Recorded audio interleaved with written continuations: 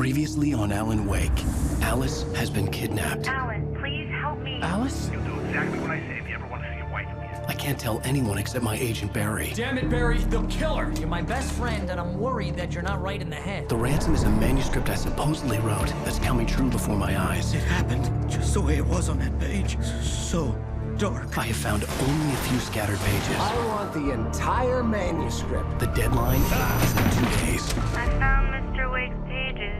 Good girl. How the hell did she get her hands on the manuscript anyway? I don't know. She's resourceful. I told you you were too hard on her. Listen, I found out all sorts of interesting stuff while I was digging around. Yeah. Mr. Wake, it's Sheriff Breaker. We have an FBI agent here, Agent Nightingale. FBI? He's anxious to see you. You'd better come to the station. Okay, I'll be right over, Sheriff. Let's make this quick, huh? Help you folks? Name's Randolph. I'm the manager. We're looking for Rose. Works as a waitress down at the diner. Rose, sure. Nice girl. Who wants to know? I'm Alan Wake. The writer, huh? I heard on the radio you were visiting. Well, I'll show you her trailer. That Rose, she's a nice girl. Always pays her rent on time. As I was saying, Al, I found all sorts of weird stuff from the local newspaper's archives. This place is crazy. Disappearances, mysterious deaths, urban legends come true, and get this, most of this stuff takes place around Cauldron Lake. Well, you ain't wrong, mister. The Indians thought the lake was a doorway to the underworld. I'm the God-fearing type myself. I don't hold with that sort of thing. Yeah, okay. Anyway, there was an island there owned by a guy called Thomas Zane.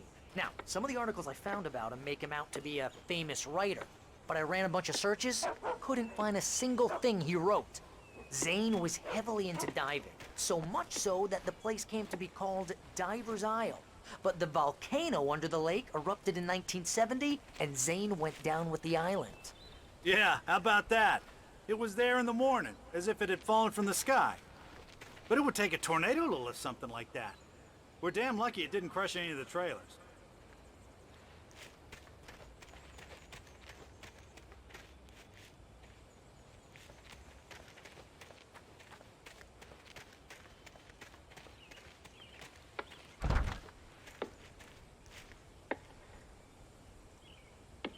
It gets better. A local girl, Barbara Jagger, drowned in Cauldron Lake just a week earlier. They were lovers. Sure, Jagger's a local spook story. The Scratching Hag comes for you in the dark. Childish stuff like that. Anyway, Al, I'm just getting to the best part. All of the articles about this stuff were written by Cynthia Weaver. I asked around, and she's that crazy bag lady you met. What, the lamp lady? She can be a little loopy, but she's not homeless or anything. Yeah, anyway, she knew both Jagger and Zane before they both died, and she had some kind of a breakdown.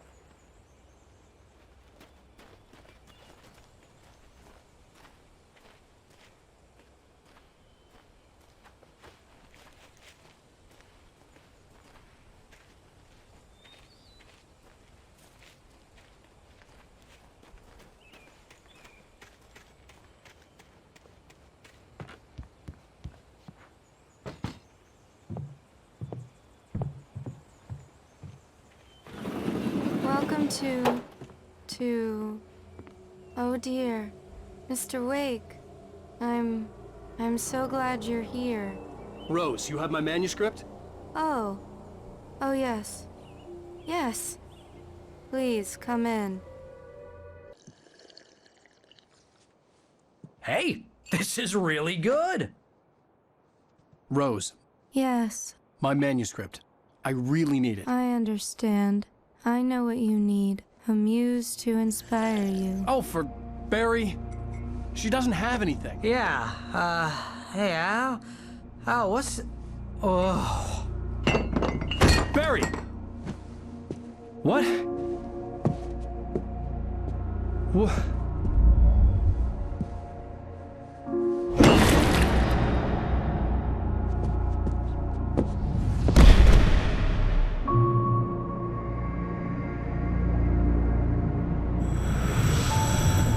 It's coming for you, hiding in my barber's skin. I'm too weak to stop it. You must turn the lights on.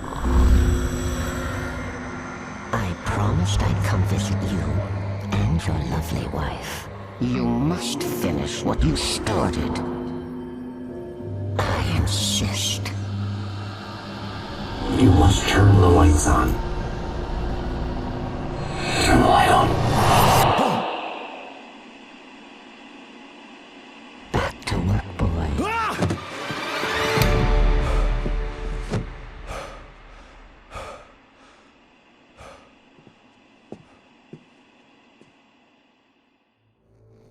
I felt nauseous, hungover. Only anger kept me going. Rose took a day from me. I had less than 12 hours left to meet the kidnapper.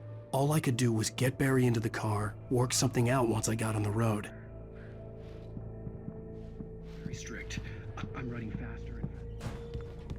My gun and flashlight were gone. I'd have to find a way to get Barry. Mr. Randolph liked Rose. That little smile she had. How she was still sweet when life had tried so hard to make her bitter. It wasn't any of his business what she did in her trailer. But those strangers, the writer and his smart-ass sidekick, looked like trouble. And they'd been in there for hours, way past her normal bedtime. He reached for the phone and called the sheriff's station. To the car as quickly as possible. There was no time to waste.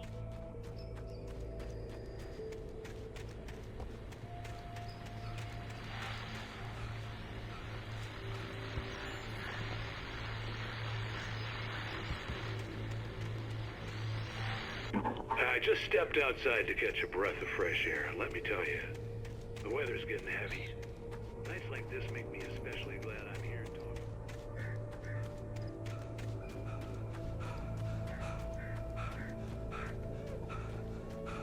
Oh, you're gonna get it now.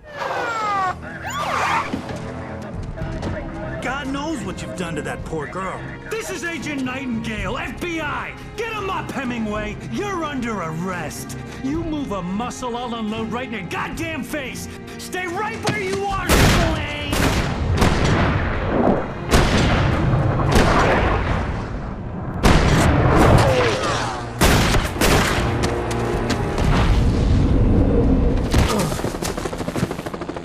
What are you? I'm standing right here, you goddamn maniac!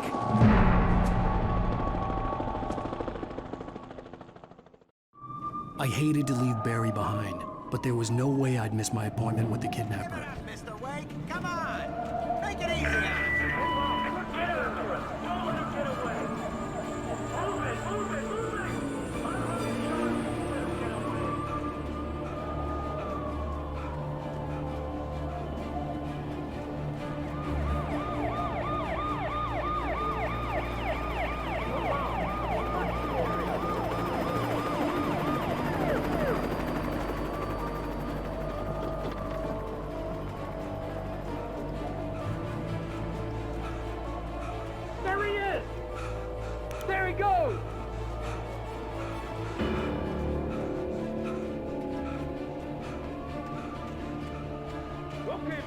Keep your eyes peeled. He's gonna try to make it through here. Oh, damn. Man out! Over here! Over here! Way up!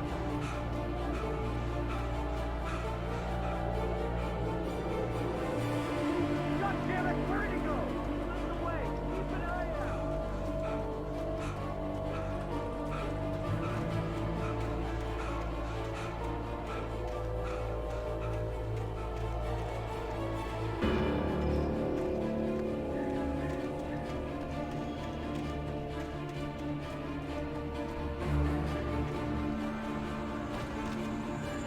Gone! Come on, guys! We need to head him off!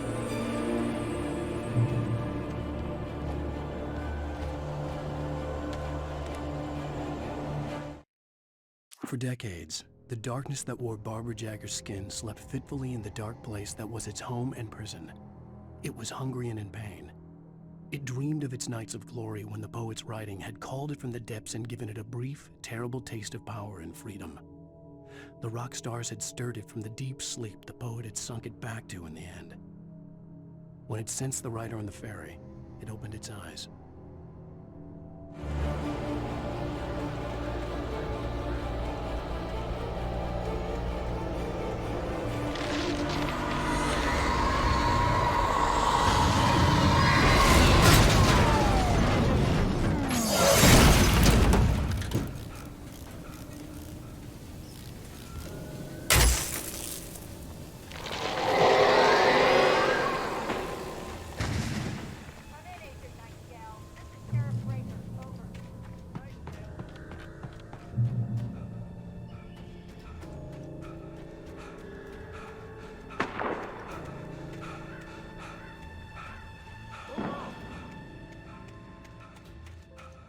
Search the area.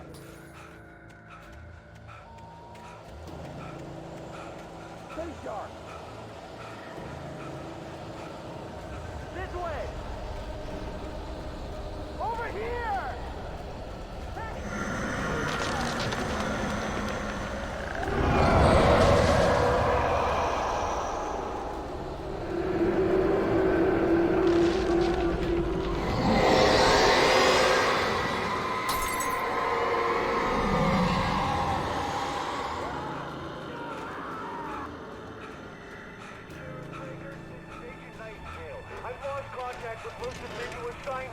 This horror was everywhere I went, circling me.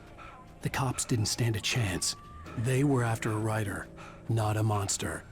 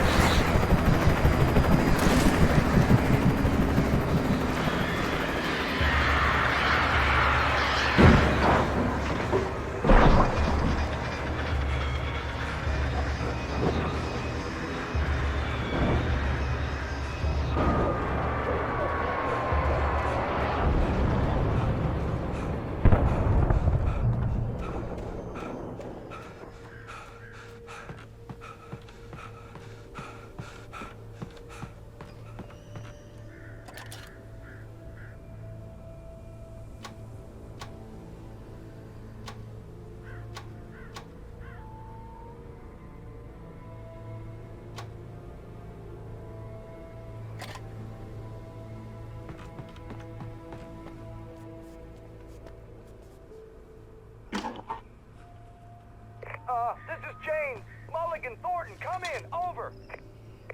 Thornton here.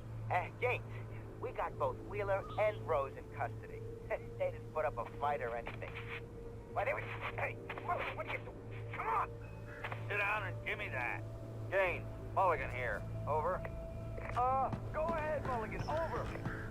We got Wheeler and Rose here. Wheeler's drunk or hopped up on something.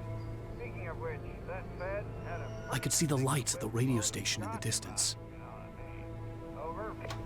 I don't have anything on that, Deputy Mulligan. Over. Well, whatever. Anyway, Rose is just being plain weird here. You better get Doc in to take a look at both. Over. Gotcha.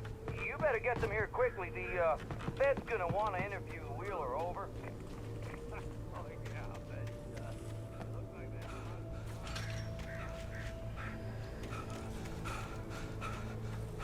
I imagined that the broadcast tower in the distance was part of the local radio station. Maine seemed like a decent guy. Perhaps he could give me directions to the coal mine.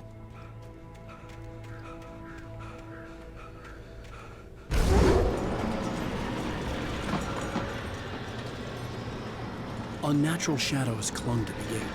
The darkness that was after me was trying to stop me. I wouldn't get through without a light.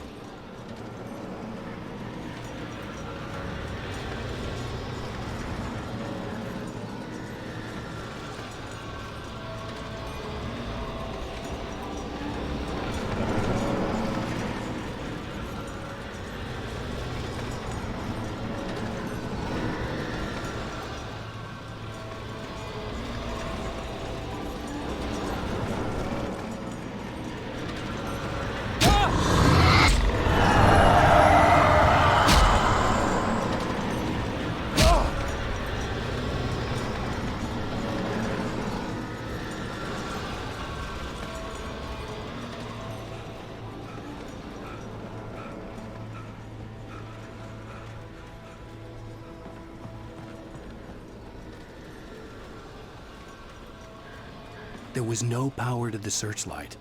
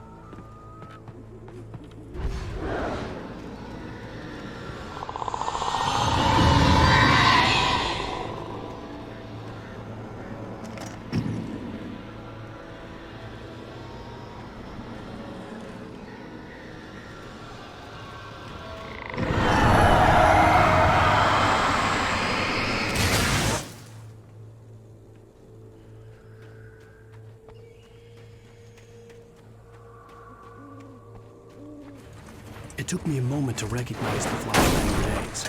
They were an ideal weapon for my situation. Team 1, come in. Over. Team 1, this is Sheriff Breaker. Report. Over. Team 2, come in. I need a report. Over. Come on, guys.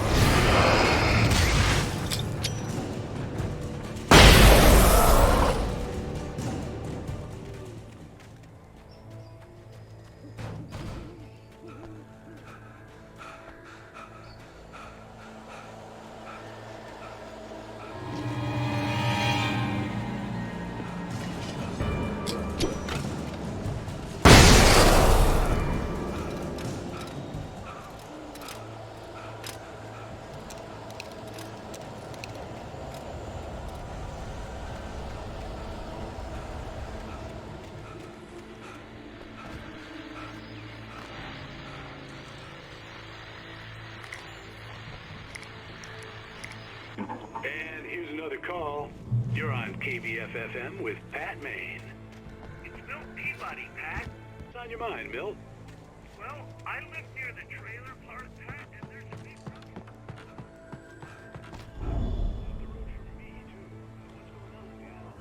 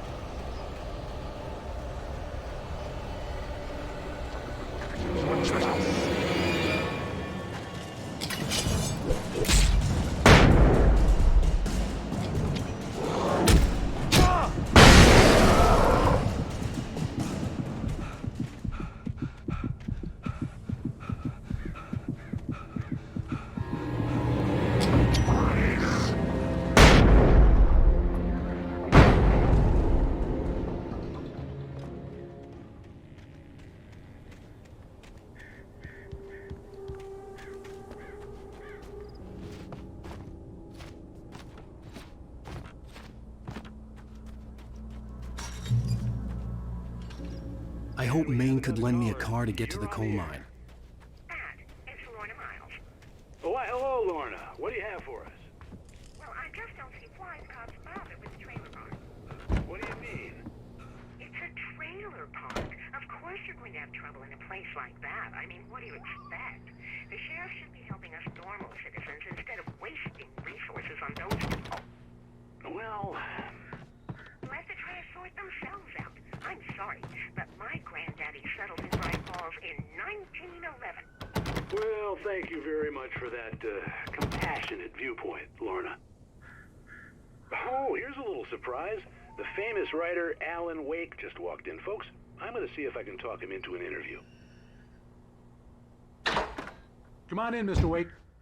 Oh, I'm so glad you could find the time to do this, Mr. Wake.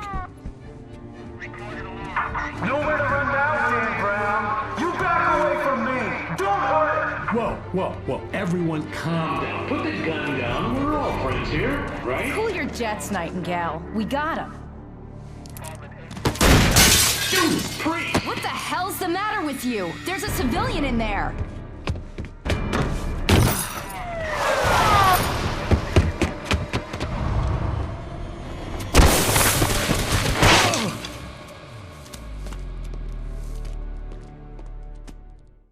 I'll get you yet, even if it kills you. You hear me? You hear me, H.P. Lovecraft? I had fallen off so many cliffs it was ridiculous. That's what you get for naming a book The Sudden Stop. It was probably good I hadn't had the chance to tell Maine where I was going. I'd have to lose the cops and find my own way to the mine.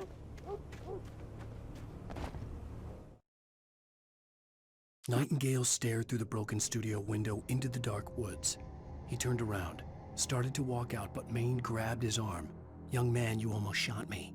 You don't shoot off rounds at people like that. What's the matter with you?" Nightingale shook his arm free, marched out. His cheeks burned with rage and humiliation.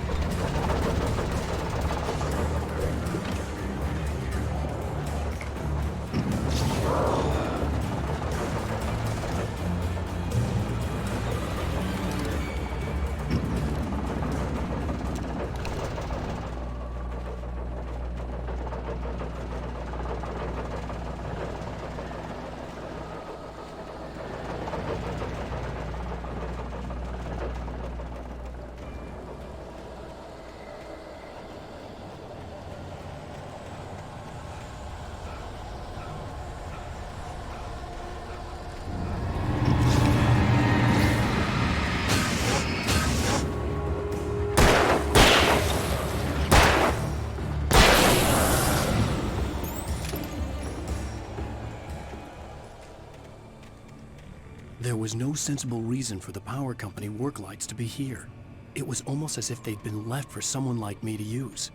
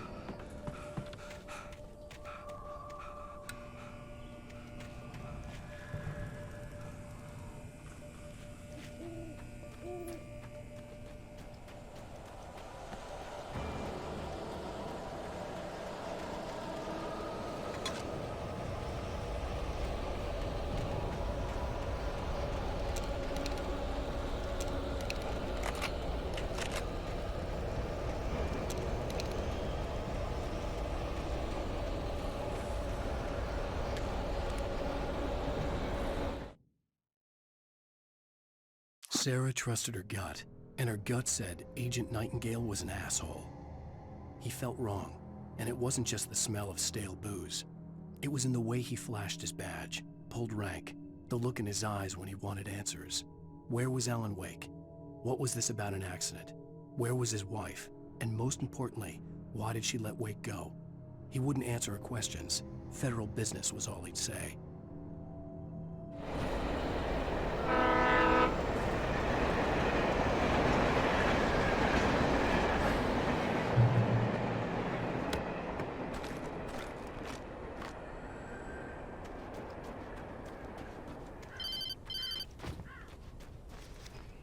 Hello? The most stubborn man I've ever met. Alice? Alice? Alan, I'm so afraid. Keeps me in the dark. Please help me. I look at you, Alan, and it's not you. Something else. Looking out from behind your eyes. Alice, I'm here. I'm so alone here. It's all gonna go to hell. You need to be careful. Cooperate. The connection had been terrible, but that wasn't the only thing that hadn't been right with the call. She sounded wrong somehow, but she had called me.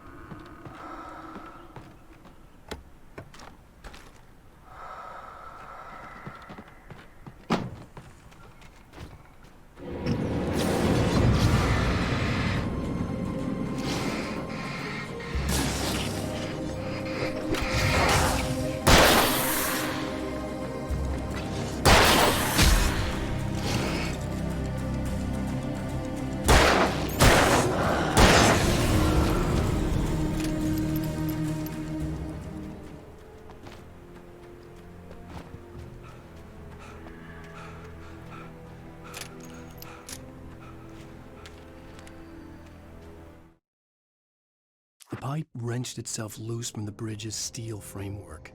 Wrapped in darkness, it floated in midair, twitching. For a moment, I didn't understand what I was looking at. The heavy object lurched at me with impossible force. I threw myself out of the way, but just barely. When I turned my flashlight on it, it shook in a dark rage before it flew at me again. I could see a railway bridge up ahead and a warehouse of some sort on the opposite shore. I hoped I could find a car from there.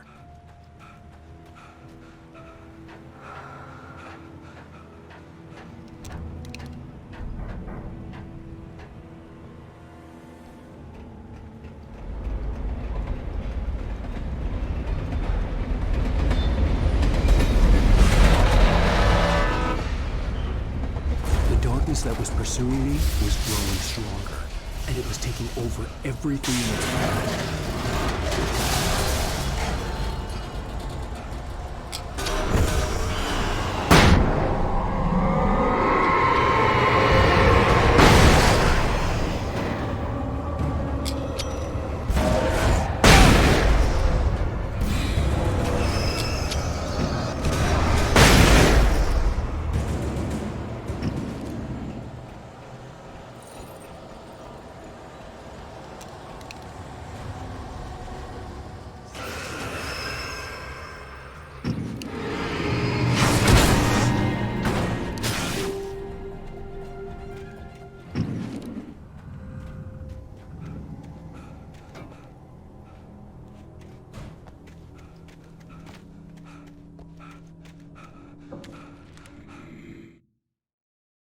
I slammed the door shut right in his smug face.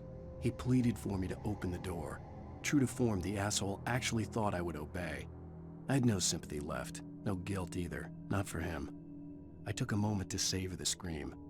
I bet I had a smile on my face. It was all that I had time for. The dark presence was inside the lodge with me.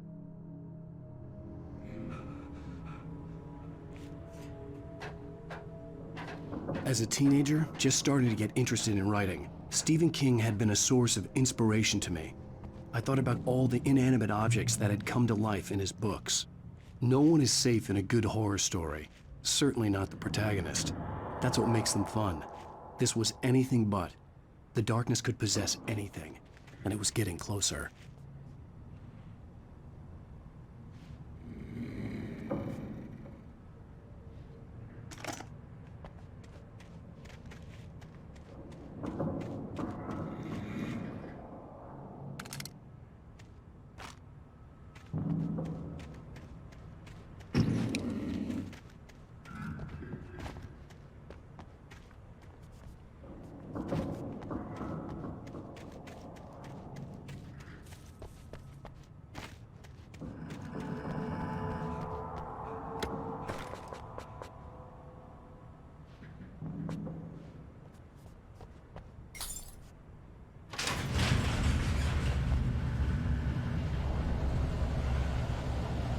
Did you call 911?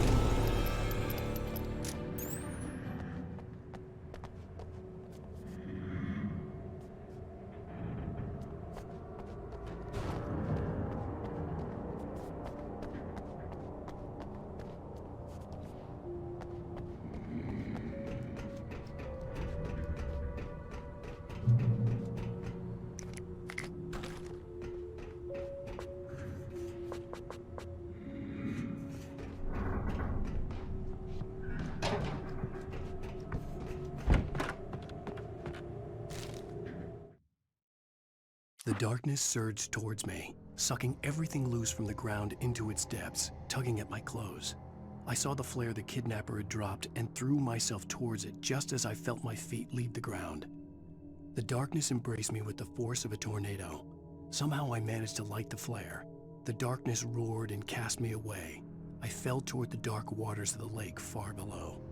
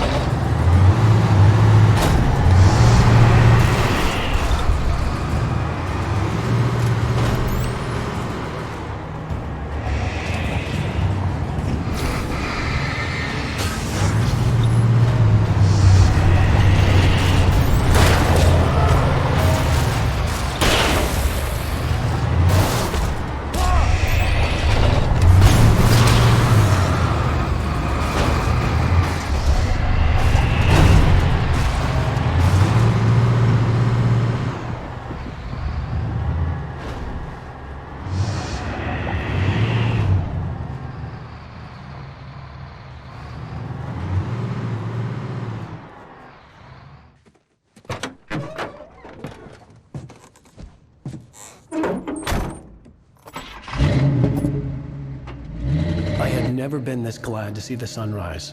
I had a couple of hours to get to the coal mine.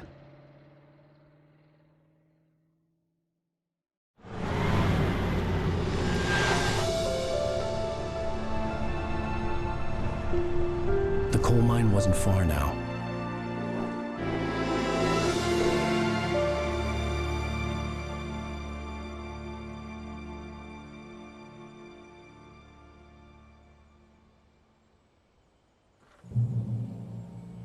Today, I would meet the kidnapper, and he would give me Alice. I wouldn't give him any other choice. A drowning man will clutch at a straw. Little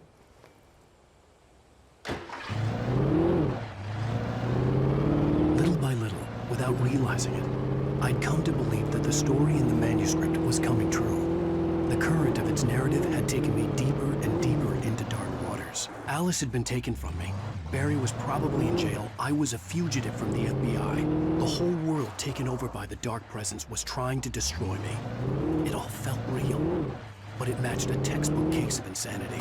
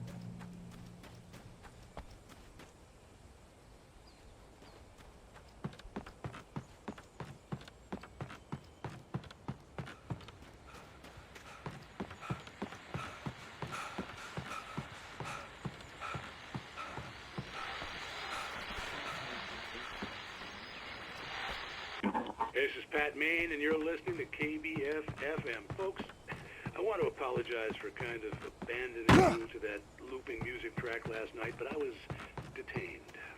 You see, I encountered a big shot G-man with an itchy trigger finger.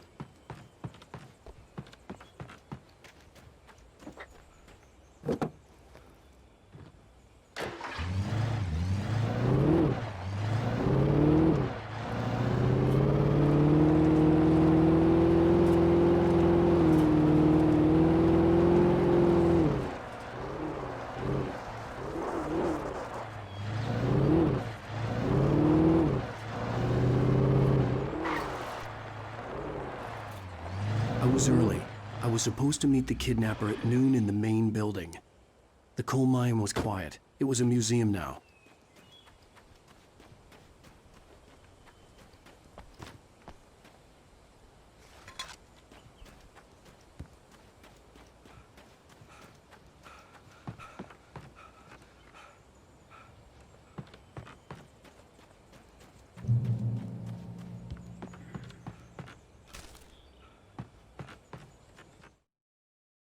With Nightingale gone and the night wind blowing in through the broken studio window, Maine stared at Sarah.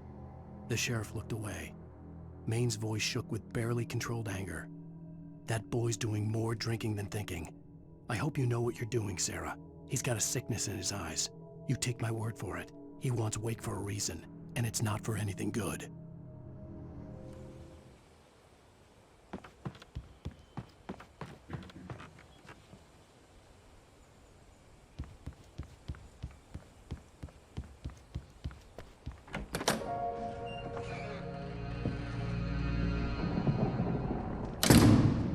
I didn't want to go outside. Cops had to be looking for me. The noon sun turned the place into a sauna. The day dragged on.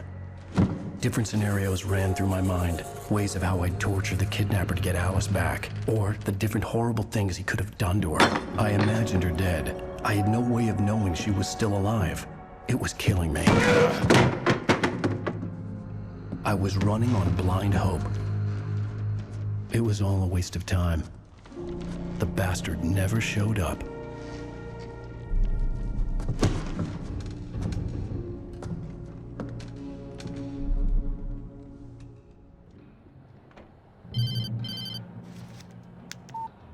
Where the hell are you? Change of plans.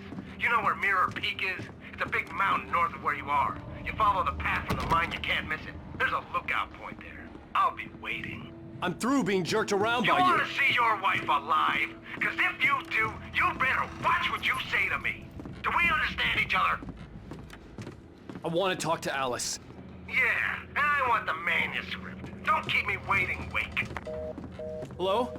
Hello! Ah! I'm gonna kill him! I had to get to Mirror Peak.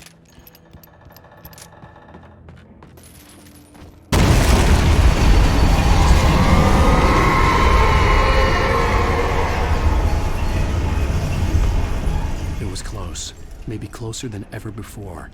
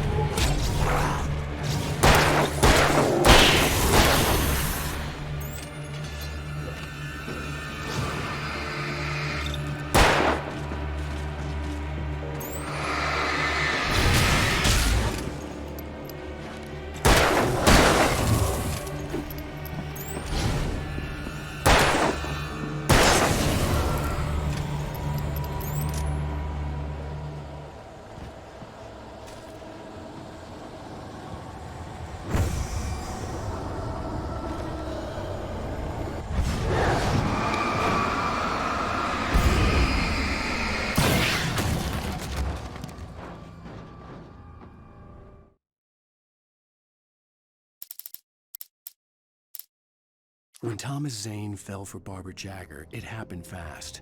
She was young, vibrant, and beautiful, full of life.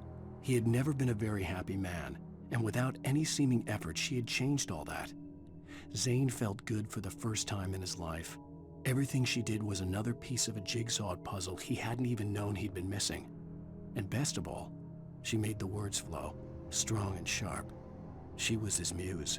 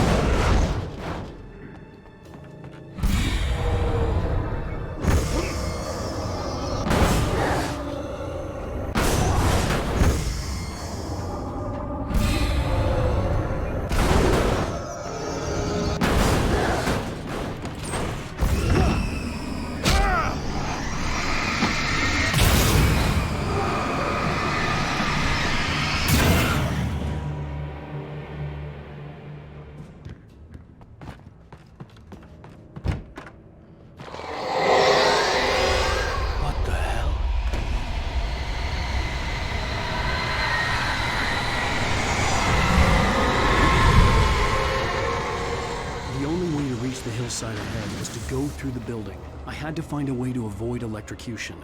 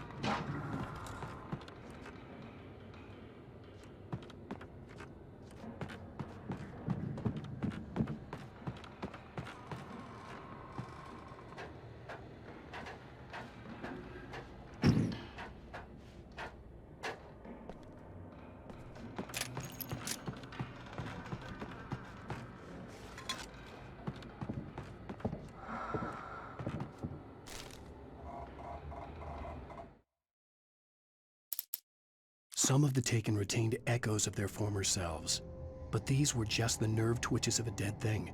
Nothing remained but a shell covered and filled with darkness. In most cases, these puppets were enough for the purposes of the dark presence. But for anything more elaborate, as with the writer, it was different. It needed his mind. And so rather than taking him over completely, it merely touched him.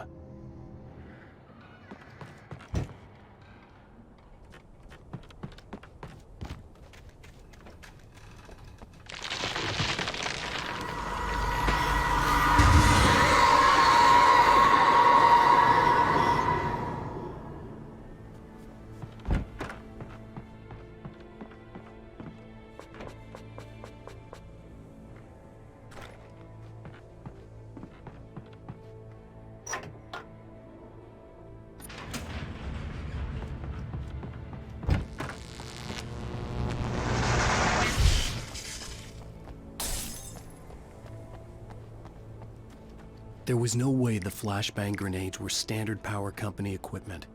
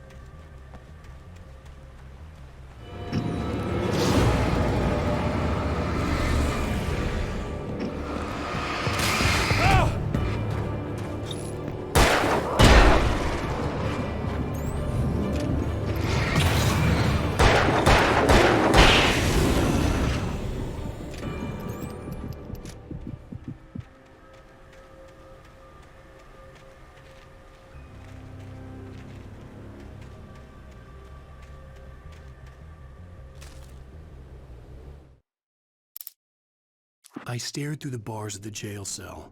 Barry stood behind me, swaying on his feet, looking as ill as I felt.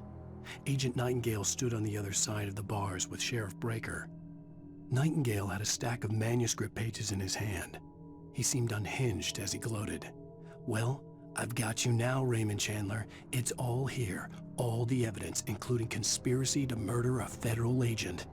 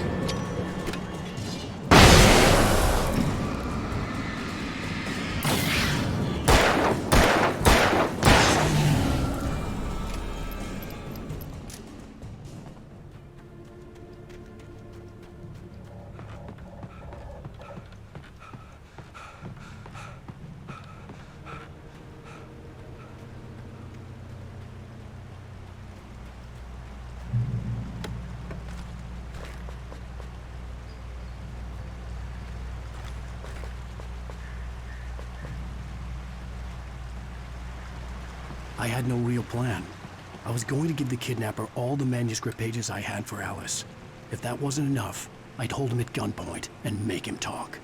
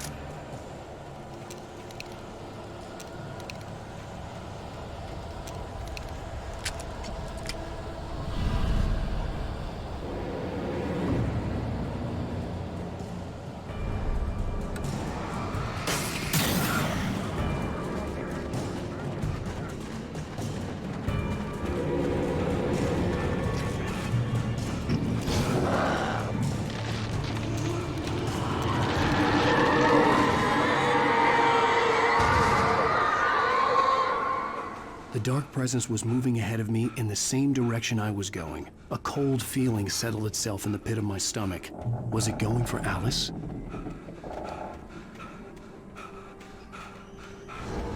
The graveyard shift may cause cancer.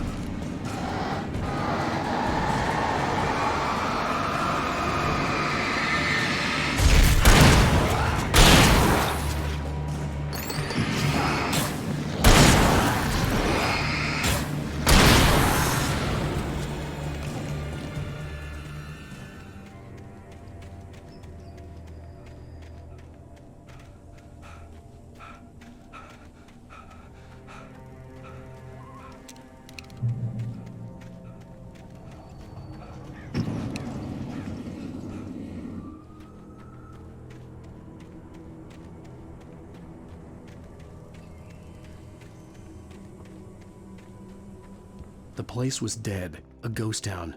Had been for decades, maybe a century.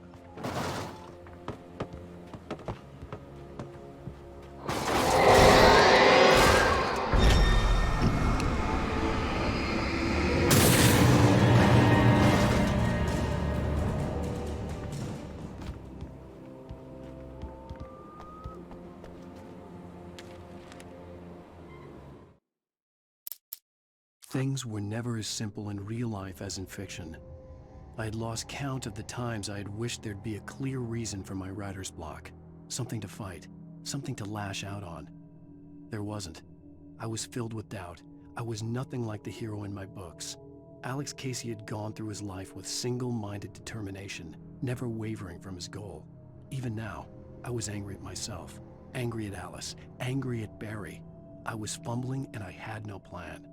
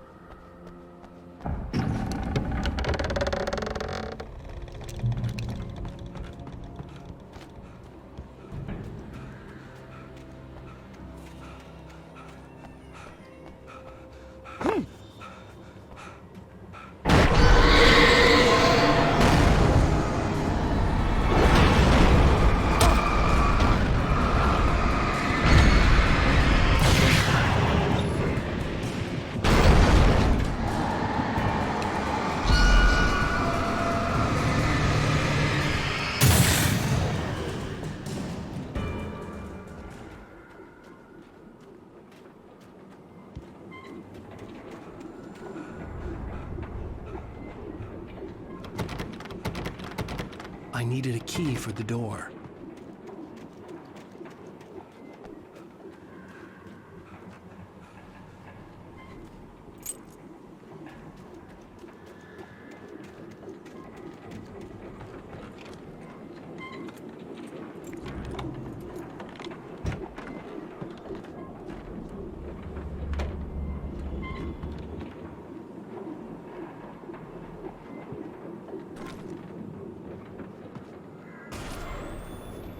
Anything outside of writing is a struggle. I feel ill. I managed to make my way downstairs.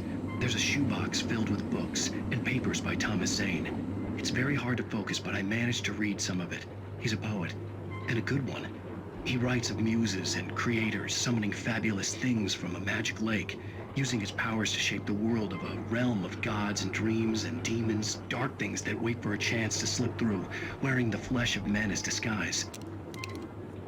Zane writes about himself, his girlfriend being taken over by a dark presence, about growing scared of the lake.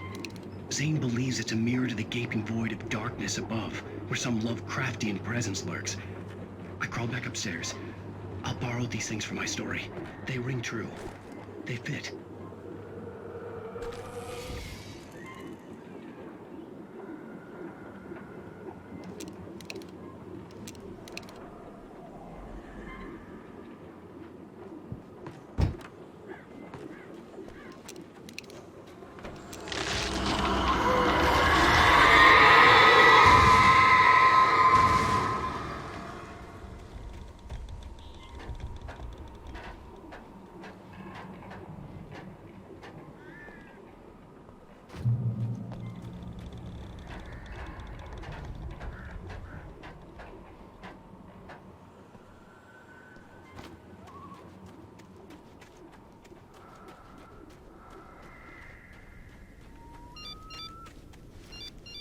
The kidnapper had sent me a text.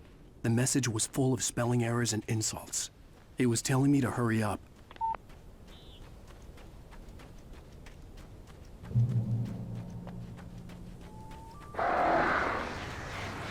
Birds.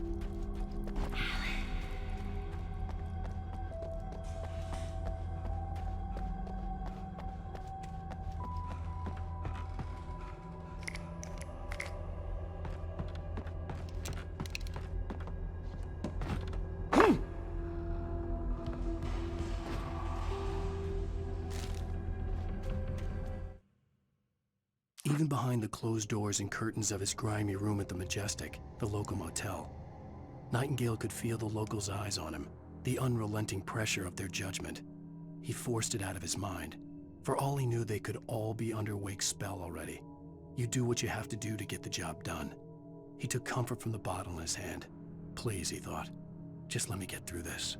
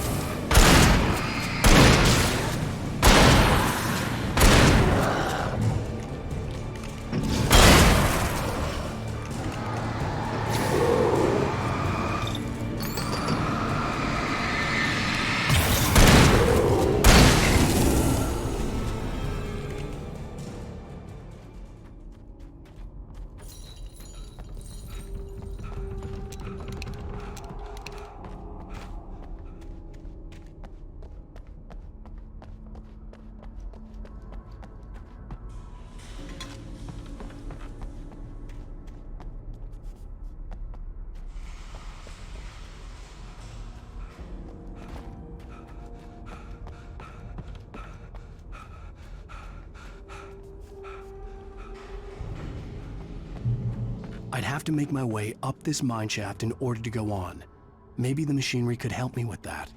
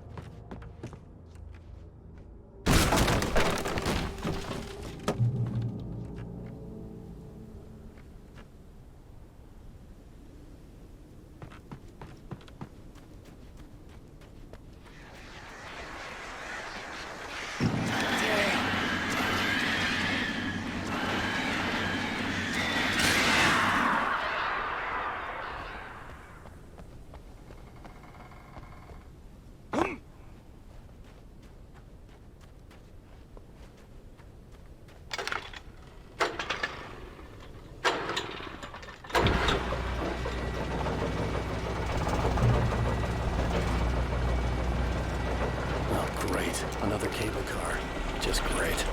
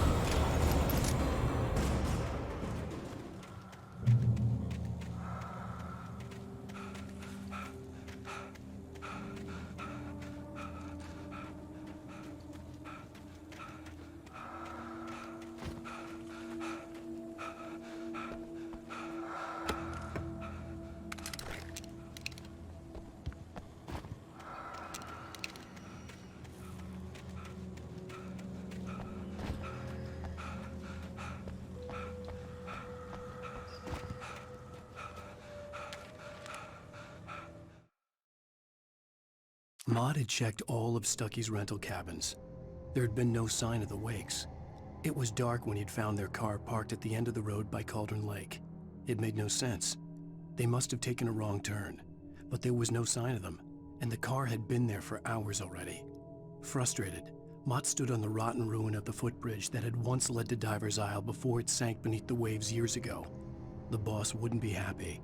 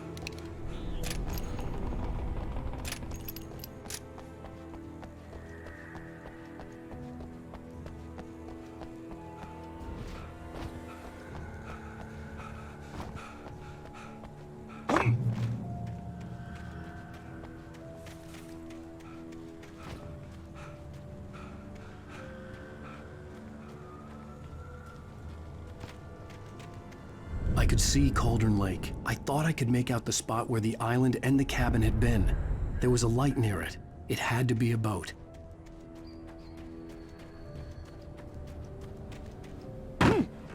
I was close now. I had to get there fast. I tried to hold on to Alice, but her form melted away. I was losing control. Dr. Hartman stood in her place. I wanted to hit him, but my arms were jelly. He smiled. It was a reassuring smile, and I hated him for it. I had to give you a sedative. Don't fight it. You went through another rough period. Right now, it's very important that you stay calm. We don't want you to have another episode. You're a patient at my clinic. Have been for a while now. I dreaded what I would find. Wait! That you? Wake? Hey, I'm here! I'm coming! No! Get away! Sorry. Please, it's late. The boss didn't know who he was messing with. I didn't know. I swear, I didn't know. We don't have his wife. We don't know where she is. She's probably drowned.